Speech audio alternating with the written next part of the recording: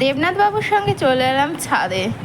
ছাদে এসে দেখো একটা ছায়ায় বসেছি, আর এই যে মেঘের রাশি সব ভেসে ভেসে যাচ্ছে। শরৎকালে মেঘের রাশিগুলো দেখতে কতই না ভালো লাগে, তাই না?